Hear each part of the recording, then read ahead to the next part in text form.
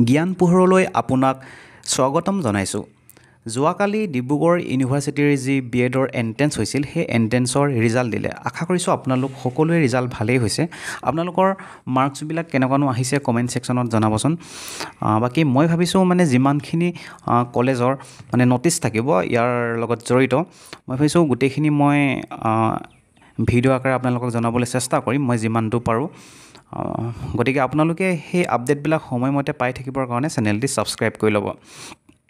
এতিয়া এই যি লখিমপুৰ PGT কলেজ, তাৰ পৰা এখন ন'টিচ পাব্লিছ হৈছে আমাৰ যি BEdৰ এডমিশ্যন, সেই এডমিশ্যনৰ কাৰণে সেই কলেজখনত।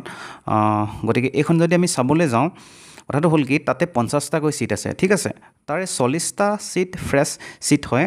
আৰু আমি লাহেকৈ যদি তললৈ স্ক্ৰল ডাউন কৰোঁ, তেতিয়া আমি গম পাম যে যি 26 জুলাই ভিতৰতে সেই যিখন এপ্লিকেশ্যন, সেই এপ্লিকেশ্যনখন কলেজত গৈ অফলাইনত আপোনালোকে ছাবমিট কৰিব লাগিব। এপ্লিকেশ্যনখন মই আপোনালোকক দেখাই দিম বাৰু, আৰু মই কমেণ্ট ছেকশ্যনতো লিংকটো দি দিম। আপোনালোকে ধুনীয়াকৈ তাৰ পৰা ডাউনলোড কৰি ফিল আপ কৰি ছাবমিট কৰিব পাৰিব, ঠিক আছে।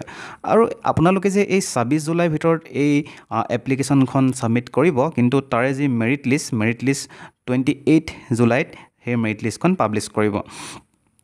আৰু এই যি 31 জুলাইত কি হ'ব, আপোনালোকৰ স্পট মানে এডমিশ্যন হ'ব, ঠিক আছে।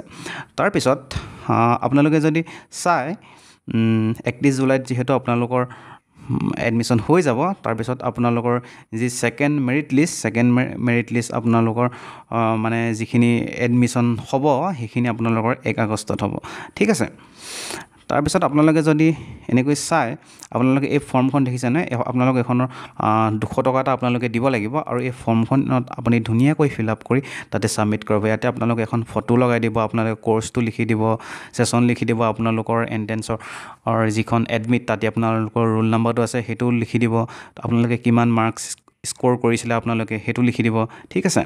ধুনীয়াকৈ ডেটটো লিখি দিব, আপোনাৰ নাম, আপোনালোকৰ যিখিনি এড্ৰেছ, সেই এড্ৰেছটো ধুনীয়াকৈ আপোনালোকে ইয়াতে লিখি দিব। এনেকৈ আপোনালোকে যদি তললৈ চাই, আপোনালোকৰ ডেট অফ বাৰ্থ, তাৰপিছত আপোনালোকৰ কিমান আপোনালোকে মাৰ্কছ স্ক'ৰ কৰিছিলে, আপোনালোকে HSLC, HS ডিগ্ৰী অথবা মাষ্টাৰ ডিগ্ৰীত, সেইখিনি আপোনালোকে ইয়াতে ধুনীয়াকৈ ফিল আপ কৰি দিব। তাৰপিছত তললৈ যদি আপোনালোকে আৰু অলপ চাই, ইয়াতে আপোনালোকে দেখা পাব, ইয়াতে এখন ডিক্লেৰেশ্যন আছে। এই ডিক্লেৰেশ্যনখন আপোনালোকে চাইনটো কৰি মেলি ধুনীয়াকৈ প্লেচ আৰু ডেটটো লিখি ইয়াতে আপোনালোকে ছাবমিট কৰি দিব পাৰিব।